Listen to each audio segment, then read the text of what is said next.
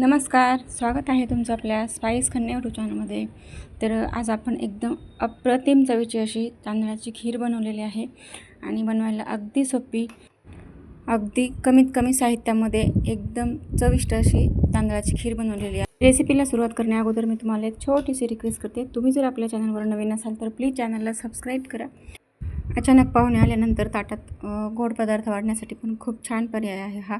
आणि मुलं शाळेतून घरी आल्यानंतर पण 4 ते 5च्या दरम्यान पण मुलांना छोटी भूक लागलेली असते, तर तेव्हासुद्धा आपण अशी खीर बनवून मुलांना खायला देऊ शकतो। आणि मुलांच्या तर खरंच खूप आवडीची आहे, माझ्या मुलांना तर खूपच आवडते ही खीर। त्यामुळे तुम्हीसुद्धा नक्की अशा पद्धतीने खीर बनवा, खूपच चविष्ट झाली होती। तर हे पहा, एकदम परफेक्ट अशी कन्सिस्टन्सी आहे। तर आता ह्याचं साहित्य आणि कृती मी डिस्क्रिप्शन बॉक्समध्ये देणार आहे, त्यामुळं आता काही मी साहित्य वगैरे तुम्हाला इथं देणार नाही, त्यामुळे व्हिडिओ पूर्ण पहा। चला आता आपण सुरुवात केलेली आहे। तर आता आपण सुरुवातीला गॅसवर एक पातेलं ठेवलेलं आहे, त्यामध्ये थोडंसं 3-4 चमचे अगोदर पाणी घातलं होतं आणि नंतर आपण आता याच्यामध्ये अर्धा लिटर दूध घातलेलं आहे। तर आता आपल्याला हे दूध हलवत राहायचे चांगली उकळी फुटेपर्यंत। आणि दुधाला साय येऊ द्यायची नाही शक्यतोवर, कारण साय आल्यानंतर मग ती परत फोडावी लागते। आणि दुधामध्ये जर साय आपण मिक्स केली तर चवसुद्धा खूप छान येते। आता आपण ही अर्धी वाटी तांदूळ जे आहेत ते भिजवून घेतलेले आहेत। तर 1 ते 1.5 तासासाठी किंवा तुम्ही 10-15 मिनिटं भिजवले तरीही चालतं। आता आपण हे तांदूळ मिक्सरमध्ये बारीक वाटून घेतलेले आहेत। आता आपल्या दुधालासुद्धा छान उकळी आलेली आहे।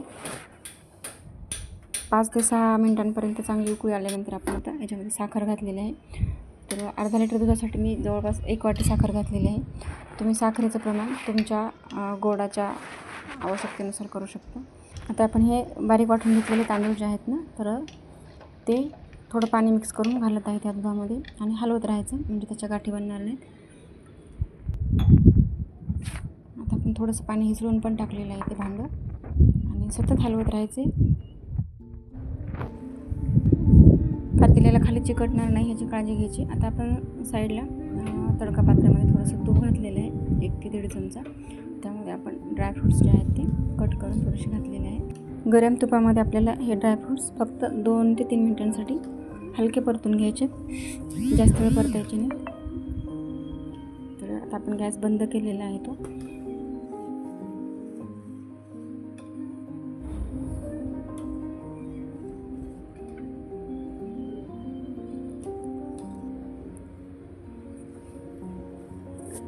आता आपल्या खिरीला व्यवस्थित दाटसरपणा आलेला आहे, तुम्हाला व्हिडिओमध्ये दिसत आहे।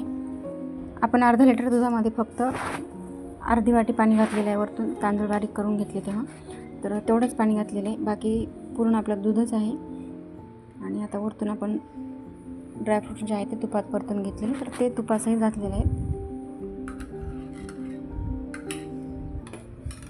तुम्ही सुद्धा नक्की या पद्धतीने खीर बनवा, चवीमध्ये तुम्हाला नक्कीच फरक जाणवल्याशिवाय राहणार नाही। तर आता आपली खीर आता आपण अशीच चांगली 5 ते 6 मिनिटांपर्यंत शिजवून घेणार आहे। आता आपण विलायची पूड पण बनवून घेतलेली आहे, ती पण वरतून घालणार आहे। विलायची पूड शेवटी घातली ना तर खीरीला थोडी चव छान येते।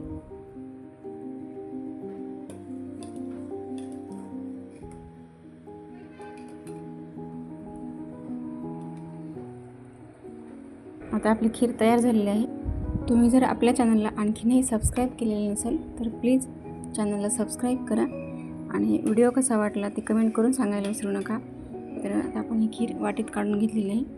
तर हे पहा, तुम्ही सुद्धा नक्की या पद्धतीने खीर बनवा आणि कशी झाली ते सुद्धा मला कमेंट करून सांगायला विसरू नका। आपण पूर्ण अर्धा लिटर दूध वापरलेलं आहे आणि पाण्याचा फक्त आपण अर्धी वाटी यूज केलेला आहे, त्यामुळं खीरीची चव जी आहे ना एकदम अप्रतिम लागते। आणि साय जी आहे ते शक्यतोवर येऊ द्यायची नाही, कारण सतत हलवत राहिल्यानंतर अजिबात साय येत नाही आणि मग त्याची पूर्ण चव जी आहे ना ती पूर्ण खिरीमध्ये उतरते आणि खिरीची चव एकदम चविष्ट बनते। तर हे पहा, तर चला आता आपण भेटूया अशाच नेक्स्ट व्हिडिओमध्ये, तोपर्यंत बाय बाय।